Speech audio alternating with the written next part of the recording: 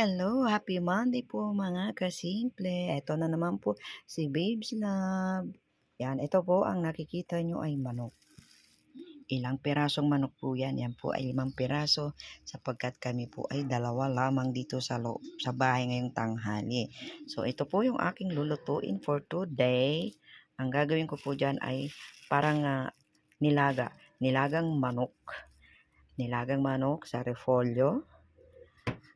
At ito po, carrots. Meron po akong patatas doon. So, hindi ko lang po nailagay kasi ito bagong bili pa lang. So, meron po akong stock na patatas doon. At ito po ay lagyan po natin ng sibuyas. Mura na po ang sibuyas. Ang piraso nito pero marami pa akong binili nito. So, ang 1/4 yata ang nabili ko ay 20 pesos mahigit. So, meron po tayong luya. Yan, medyo mura din po yung luya. Yan, ito po ay hindi naman po lahat ito ay uubusin. Kundi maghihiwa lang po tayo at ipit-pit po natin. So, pagka yun po ay sabay-sabay na dyan, ang sibuyas at ang itong sibuyas at ang luya, yan, pakuluan lang po natin ng husto. At hanggang sa lumambot po yung ating manok. Nilaga lang po siya, nilaga lang. Yan, para kasi po may mga sabaw din yung mga bata. Kailangan din po nating pakainin sila ng may sabaw. Yan, may malasahan naman po sila kasi mga bata ngayon po ay napakaselan.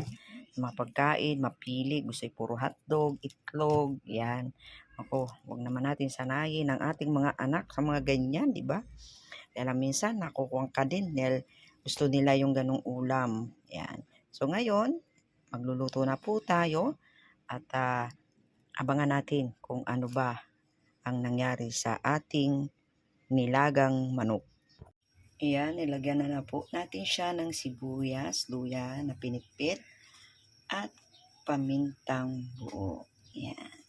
So abangan uli mga kasimple. Yan, shoutout muna sa aking mga ka-team. Krong Thunders. Ayan. Team housemate, shoutout po. At siyempre sa aking mga kumare dyan sa Japan. Si Ate Grace, shoutout po sa ating lahat dyan. Yan, magluto na po tayo. Maraming po salamat. Bye-bye. God bless you. Ayan na po, kumulo na po siya.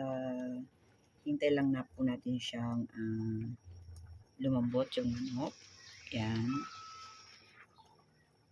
Para malis po yung kaya pinakulang po natin sa may luya para malis naman po yung lansa. Masarap po siya sa sabaw. Masarap po sa sabaw. Masarap po siya pag yung naluto siya ng gusto tapos yung luya andun yung medyo maang-anghang. Kaya masarap naman siyang higupin. Yan po.